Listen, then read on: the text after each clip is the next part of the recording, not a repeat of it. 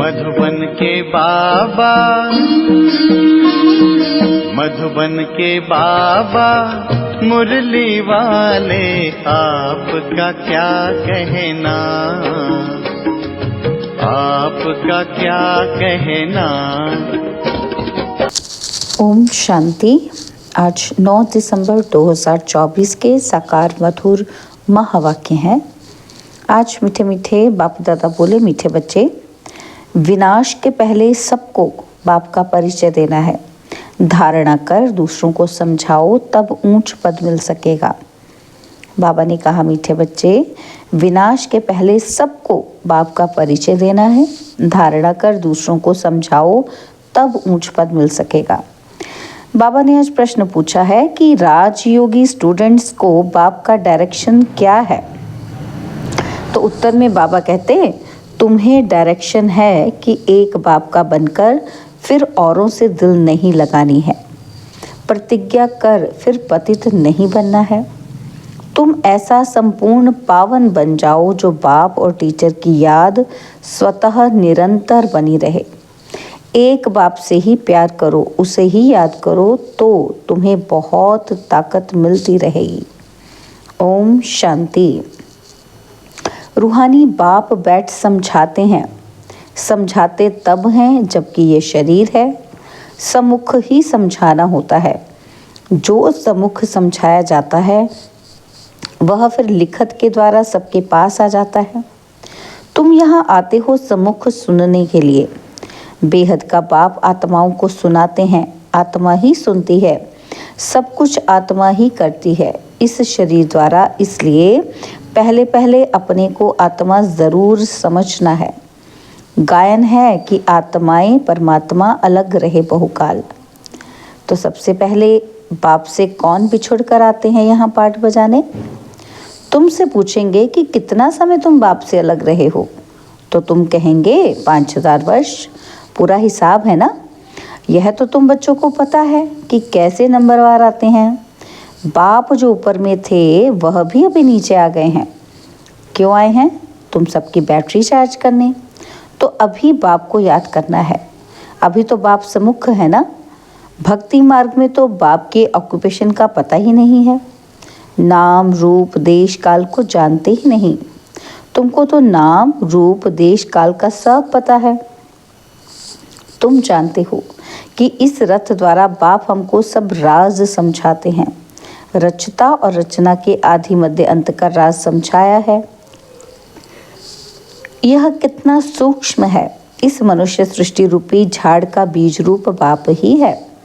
वह यहाँ आते ज़रूर है। नई दुनिया स्थापन करना उनका ही काम है।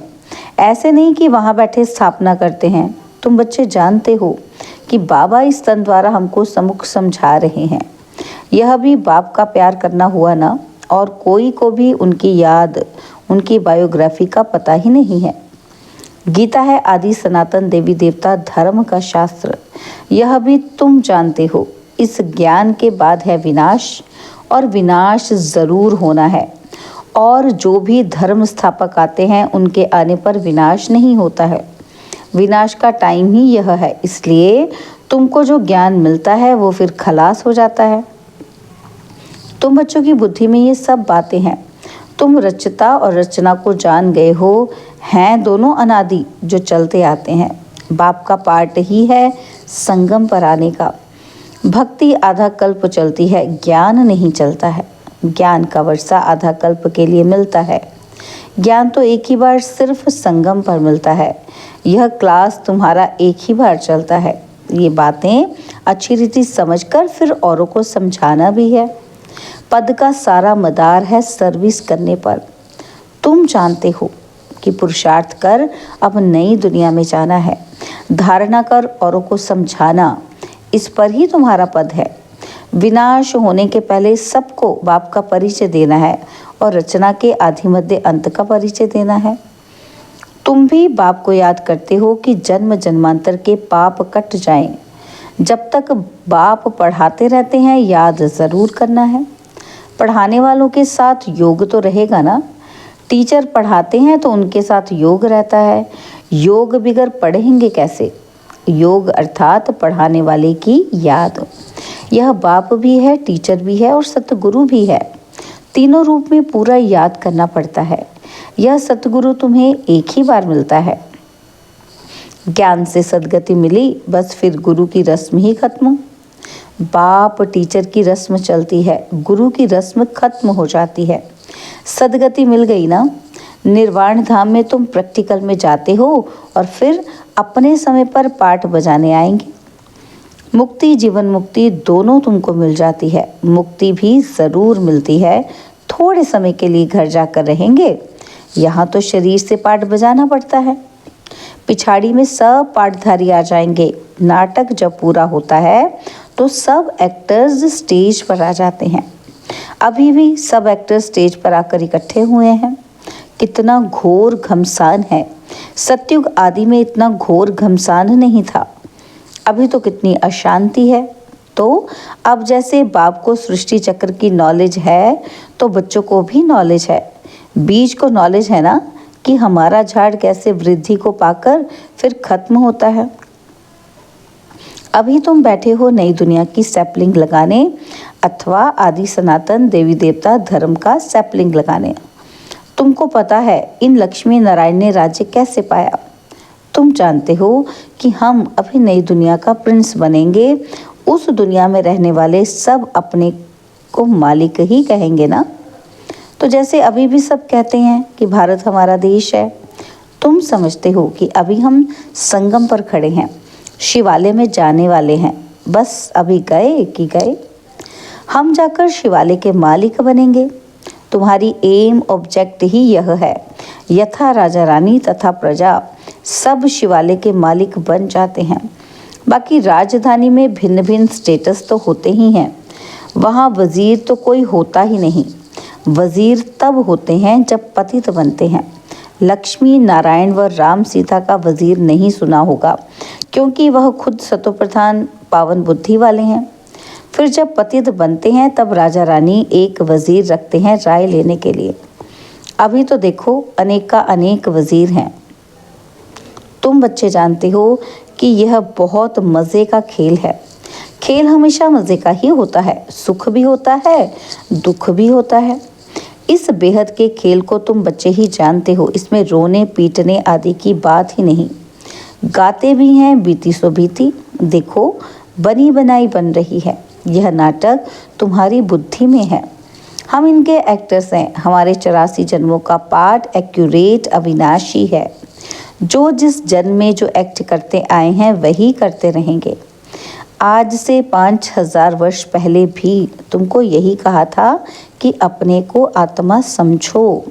गीता में भी अक्षर हैं। तुम जानते हो बरोबर आदि सनातन देवी देवता धर्म जब स्थापन हुआ था तो बाप ने कहा था कि देह के सब धर्म छोड़ अपने को आत्मा समझो और बाप को याद करो। मन मना भव का अर्थ तो बाप ने अच्छी रीति समझाया है। भाषा भी यही है। यहाँ देखो कितनी ढेर भाषाएं हैं। भाषाओं पर भी कितना हंगामा है। भाषा बिगड़ तो काम चल ना सके। ऐसी ऐसी भाषाएं सीख कर आते हैं जो मदर लैंग्वेज खलास हो जाती है। जो जास्ती भाषाएं सीखते हैं उनको इनाम मिलता है। जितने धर्म उतनी भाषाएं होंगी। वहाँ तो तुम जानते हो अपनी ही राजाई होगी। भाषा भी एक होगी। यहाँ तो 100 माइल पर एक भाषा है, वहाँ तो एक ही भाषा होती है। यह सब बातें बाप बैठ समझाते हैं। तो उस बाप को ही याद करते रहो। शिव बाबा समझाते हैं ब्रह्मा द्वारा। रथ तो ज़रूर चाहिए ना। शिव बाबा हमारा बाप है। बाबा कहते हैं मेरे तो बेहद के बच्चे हैं। बाबा इन द्वारा पढ़ाते हैं ना। टीचर को कभी गले से थोड़ी लगाते हैं। बाप तो तुमको पढ़ाने आए हैं, राजयोग सिखलाते हैं। तो टीचर ठहरा ना, तुम स्टूडेंट हो। स्टूडेंट कभी टीचर को भाकी पहनते हैं क्या? एक बाप का बनकर फिर औरों से दिल नहीं लगानी है। बाप कहते हैं मैं तुमको राजयोग सिखलाने आया हूँ। तुम शरीरधारी और हम अशरीरी ऊपर में रहने वाले हैं। कहते हो बाबा पावन बनाने आओ, तो गोया तुम पतित हो ना। फिर मेरे को भागी कैसे पहन सकते? भागी माना गले कैसे लग सकते हैं? तो बाबा कहते प्रतिज्ञा कर फिर पतित बन जाते हैं। जब एकदम पावन बन जाएंगे पिछाड़ी में फिर याद में भी रहेंगे, टीचर को गुरु को याद करते रहेंगे। अभी तो छीछी बन गिर पड़ते हैं और ही 100 गुना दंड पड़ जाता है। यह तो बीच में दलाल के रूप में मिला है, उनको याद करना है। बाबा कहते हैं मैं भी उनका मुरब्बी बच्चा हूँ, फिर मैं कहाँ भाकी पहन सकता हूँ। तो तुम भी इस शरीर द्वारा मिलते हो, मैं उनको कैसे भाकी पहनूं। बाप तो कहते हैं बच्चे तुम एक बाप को ही याद करो, प्यार करो। याद से पावर बहुत मिलती है। बाप सर्वशक्तिमान है, बाप से ही तुमको इतनी पावर मिलती है। तुम कितने बलवान बनते हो, तुम्हारी राजधानी पर कोई जीत ही ना पहन सके। रावण राज्य ही खत्म हो जाता है, दुख देने वाला कोई रहता ही नहीं। उनको सुख धाम कहा जाता है। रावण सारे विश्व में तुमको दुख देने वाला है। जानवर भी दुखी होते हैं, वहाँ तो जानवर भी आपस में प्रेम से रहते हैं, यहाँ तो प्रेम है ही नहीं। तुम बच्चे जानते हो यह ड्रामा कैसे फिरता है, इसके आदि मध्य अंत का राज बाप ही समझाते हैं। कोई अच्छी रीति पढ़ते हैं, कोई कम पढ़ते हैं, पढ़ते तो सब है ना। सारी दुनिया भी पढ़ेगी अर्थात बाप को याद करेगी। बाप को याद करना यह भी पढ़ाई है ना। उस बाप को सब याद करते हैं, वह सर्व का सद्गति दाता, सबको सुख देने वाला है। कहते भी हैं कि आकर पावन बनाओ तो ज़रूर पतित ठहरे। वह तो आते ही हैं विकारियों को निर्विकारी बनाने। पुकारते भी हैं कि हे अल्लाह आकर हमको पावन बनाओ।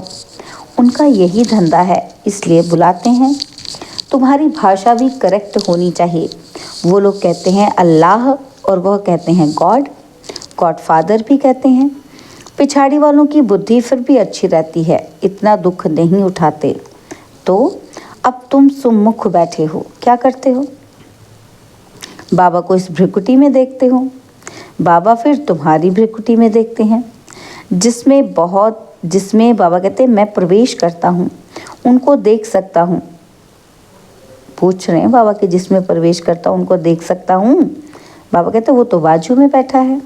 ये बड़ी समझने की बात है। मैं इनके बाजू में बैठा हुआ हूँ, यह भी समझता है कि हमारी बाजू में बैठा है।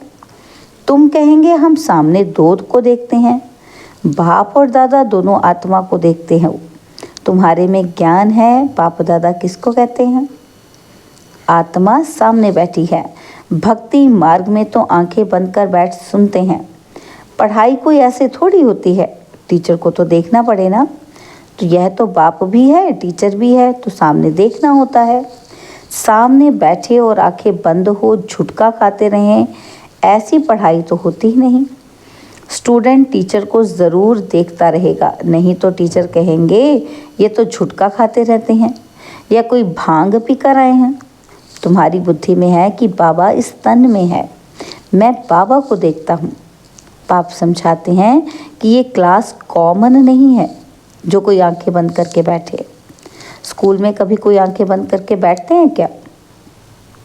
और सत्संगों को स्कूल नहीं कहा जाता।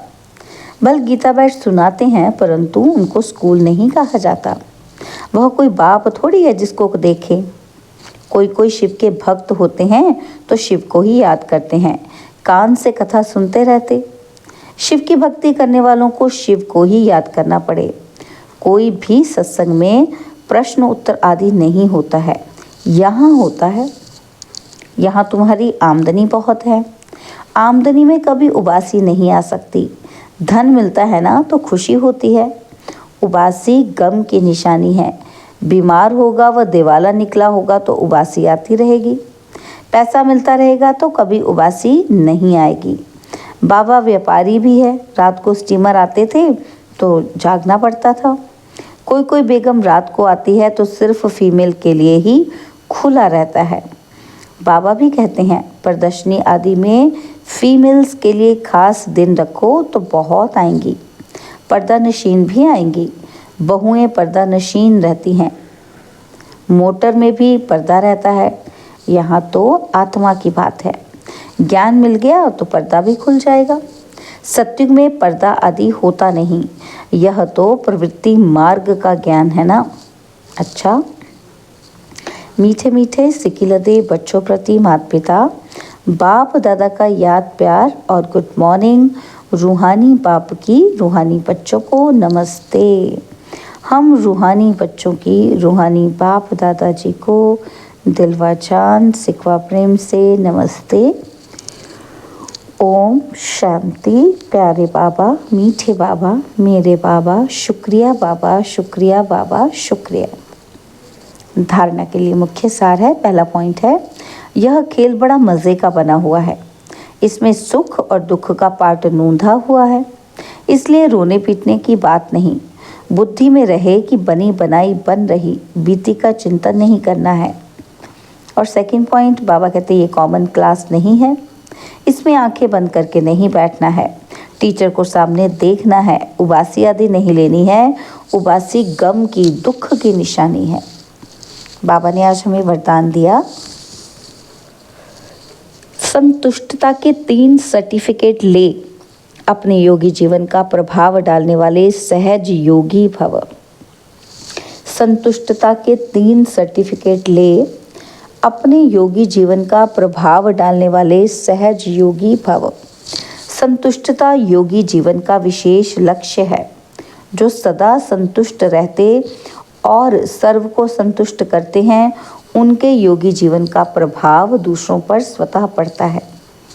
जैसे साइंस के साधनों का वायुमंडल पर प्रभाव पड़ता है, ऐसे सहज योगी जीवन का भी प्रभाव होता है। योगी जीवन के 3 सर्टिफिकेट हैं, एक स्व से संतुष्ट, दूसरा बाप संतुष्ट और तीसरा लौकिक अलौकिक परिवार संतुष्ट। स्लोगन है, स्वराज्य का तिलक, विश्व कल्याण का ताज और स्थिति के तख्त पर विराजमान रहने वाले ही राजयोगी हैं।